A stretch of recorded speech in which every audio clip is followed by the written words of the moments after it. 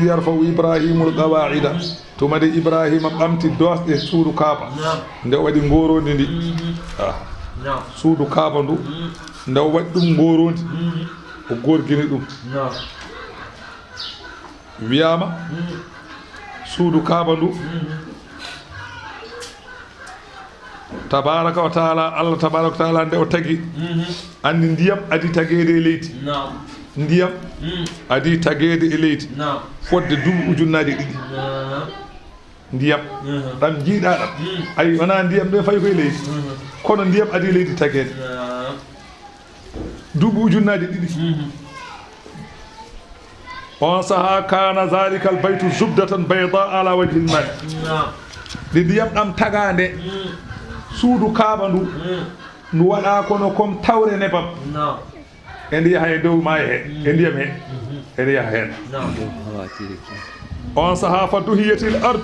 leydi werta less ndiyam o busiɗat wam taddat leydi ndi nde werta nde wam taddat footi tawre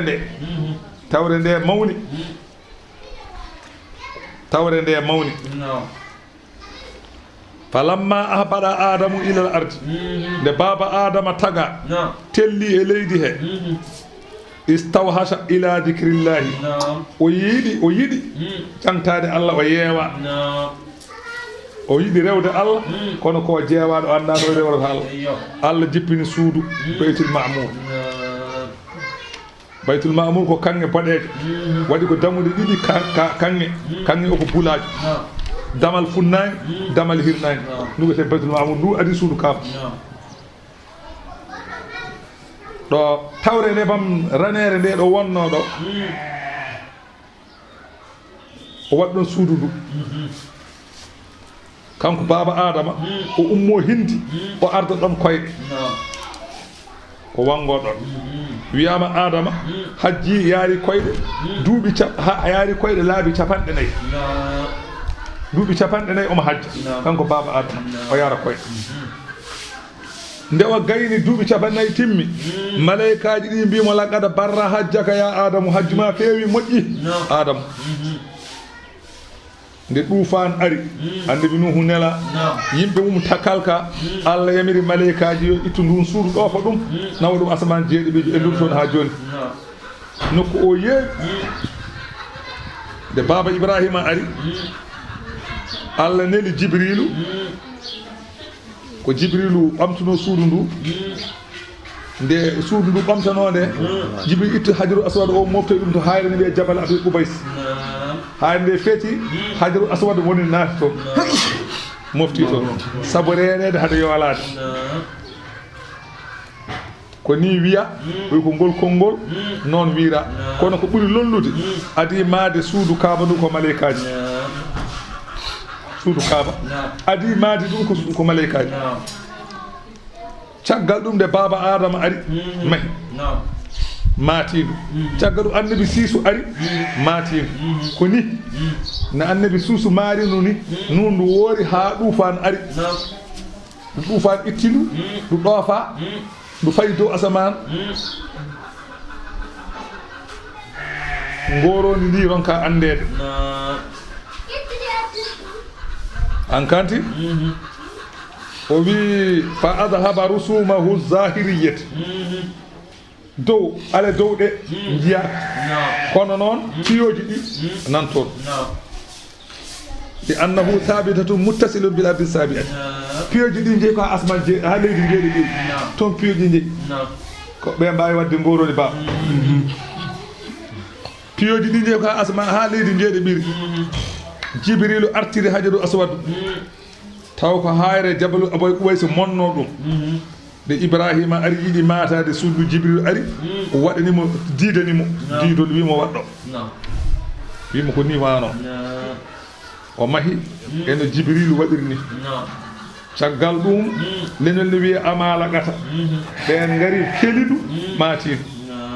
caggal ɗum leñol ne wiye jurhumu ngol ari matiɗo caggal ɗum bani Usay en keli maatiɗo caggal ɗum Quraysiyankoɓe keli ɗum maatiɗo hol battuɗo hayre nde e place mum on sahaa nelaɗo Allah yaara duuɓi nogas e joyyi de kamɓe Quraysiyankoɓe keɓe leƴƴi 50 ɓe lurdi ɓe mbi minen battata hayre nde e place mum ɓe mbi minen battata hayre nde e place mum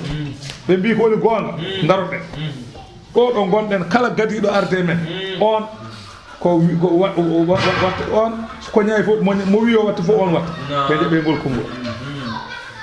on sahaa nelaɗo ari sallllahu alih w sallam adi arde kañum ene yaara duuɓi nogas uji tawi ɓe ɗon ɓe mbi Mouhammadou minen komin lurduɓe ɓe gonɗo leñol wi kañum wattata hayre nde e place mum ɓe mbi ko minen battata hayre nde e place ɓe mbi ko ɗum noon kala mo leñol ngol toɗɗiɗa yo wattu ko ɓen jeeyi nelaɗo wi gadde wudere ɓe gaddi ɓe berti nelaɗo ƴetti hayre nde fawi wudere he nelaɗo wi gofo ƴetti collo goto hemmo fof ƴetti collo ɓe jeehi ha to nder suudu Kaaba to nelaɗo wi joƴƴine ɓe joƴƴini nelaɗo itti hayre nde fawi palal kanko tan watta paama kamɓe ko wonani men ko doole ɗe ha eɗo ɓe mbaɗani kamɓe ɓaccoɗe ɓe tinani ɗum kam ko nela tan nelaɗo itte leydi he fawe hayre he fawe wudere he nelaɗo wi ƴette ɓe ƴetti ɓe jeehi ha nder suudu nelaɗo joƴƴini ɓe joƴƴini nela kadi itti hayre kadi watte place mum kadi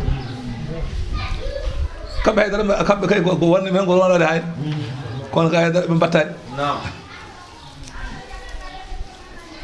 Allahu akbar eyyo joni noon kamɓe Quraysiyankoɓe ɓe jiiɗi matade suudu ndu ɓe ngala kalis no Ibrahima waɗirno ni huuɓere nde ne mawni ɓe mbawa ɓe ngala kalis timminowo ɓe dotti suudu ndu wodi no ɓe gusti ɓe gusti joni noon caggal ɗum noon ɓe pirti ɓe wiyama ɓe jaltini hayre nde ibnu Zubayr on artiri suudu ndu e place mum no Ibrahima waɗirno ni ene tindini hadis o yumma Aïssa lawla qawmuka anani hadisu ahadan bi kufrin la banaytul bayta ala qawaidi Ibrahim o wi hadis rasul sallallahu alaihi wasallam wino yumma Aïssa wi sanno wana yimɓe ma ɓe ɓooyi hen kadi keferu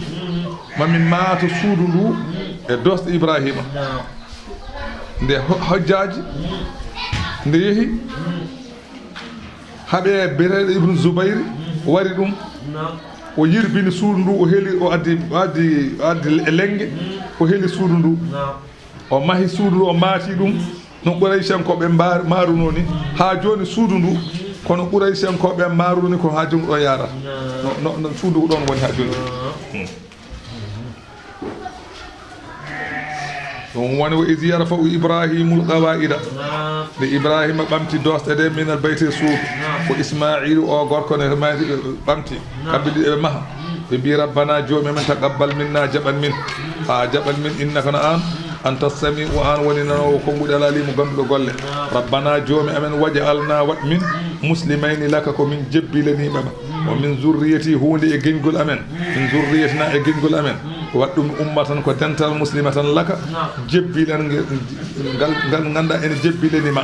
wa arina andin min manasikana dewirɗe amen Allah andin min shariyaji amen o tuba aleyna jaɓan min tuubu buya innaka no an Allah anta tawwabu an woni jaɓɓowo tuubu arrahimu jurmotoɗo rabbana joomi amen wa ba'as fihim ya nele mabɓe rasulan taw ko nelaɗo min jeeyaɗo e mabɓe Allah jaabi nelal ngal jaabi duwa o jaabuɗi nelaɗo Allah sallallah sallam yatlu alayhim omo dursito e mabɓe ayati ko qur'ana ma o yuallimuhumul kitaba omo jangguinaɓe ko wiyete qur'ana wal hikmata e ko ñawoje bonde qur'ana koye zakkihim o laɓɓinaɓe e keferu innaka na an Allah antal azizu an woni polɗo alhakimu ñeñuɗo e golle wa man yarghabu an millati Ibrahima ala gañowo diine nelaɗo Allah sallallahu gañowo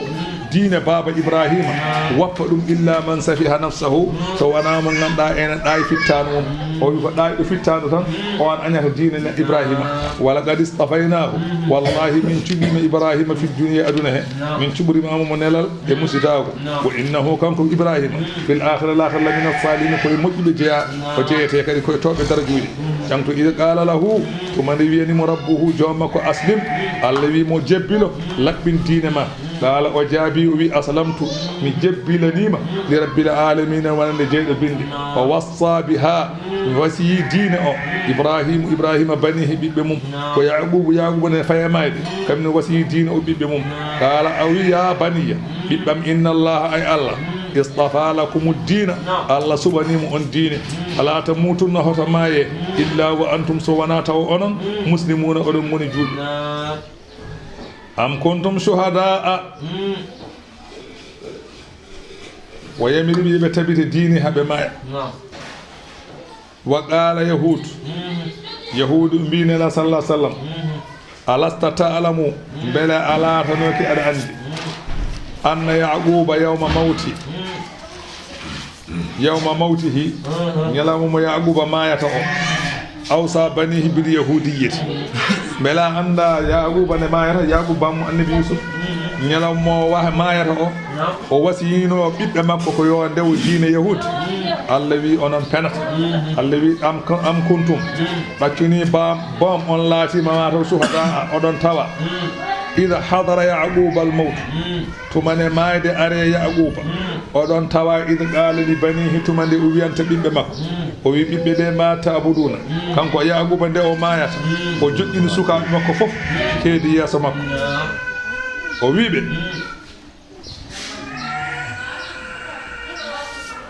ma tabuduna min baadi somi maayi holko ndewaton qaalu ɓiɓɓe ɓe fof jaabi ɓe mbi na'budu ilahaka min ndewata ko deweteɗo ma wa ilaha abaika deweteɗo babiraɓe ma holɓen Ibrahima o gorko wo Ismaa'iila o gorko wo Ishaqa o gorko ilahan deweteɗo wahidan goto wa nahnu lahu minen wonandemo o muslimuna ko min jebbiniɓe andi ilahaka ilahan woni badal wana ɗimi ilahan wahidan ko badal o wona nato o wawa won nato anda ko badal tan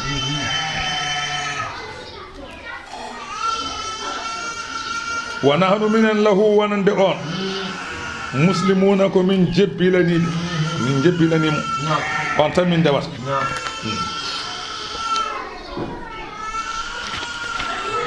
Allah wi tilka ɗiɗo leƴƴi kaalaɗi Ibrahima en Ismaa'iila en Yaquba en ummatun ko dental qad khalat ɓennino ngal dental ɓenni laha ene woodani ngal ma kasabat kala ko ngal faggitino to banggue golle e ko ɓe joɓete ko kamɓe gandi wala kum onon ne jooni tawaɓe joni ɓe onon ne woode ɗo ma kasabtum kala ko golluɗon so tawi neɗɗo haalanima ko moƴƴi hoto wi a gandumi de ene waɗata no adiɓe de mbaɗino an ka ɗayɗo tilka ummatun qad khalat adiɓe de mbaɗino ɓe mbiya gila dawa daɓi de ɗum ne waɗata no ɗum woni ko rewɓe ɓe mbiyata gila dawa daɓi ɗum de koko waɗete tan dawa noon daw tan joftani gila dawi ha ɗo en jiyan dawa taw nanta tan ko dawa dawi kono noon dawa jofti a nanata ni dawa jawɗo dawɗo mo artani kay ala ko woƴi ma wiide aɗa ñamba ɗum neɗɗo kay ñambata ko jahone arta kono jahomo artata anne ndewa e makko nde kawja noon ɓe mbiyata sa wiɓɓe ɗum ɗo moƴƴani mbiya i gandu de guila dawa dawi ne waɗete no dawa noon daw tan arta tilka ummatun qad khalat ɓe hankadi laha ma kasab wona ma kasab tum ay ko ɓe golluno ko moɓe joɓoyi ɗum sene moƴƴi maɓe gandoyi so moƴƴani maɓe gandoyi ande ko golɗa ko ma yoɓe hoto ñimtinmo wala tusaluna on namdetake amma kanu ga ko ɓe laatino yamaluna ɓe golla ala namda ɗon ko golle mum wa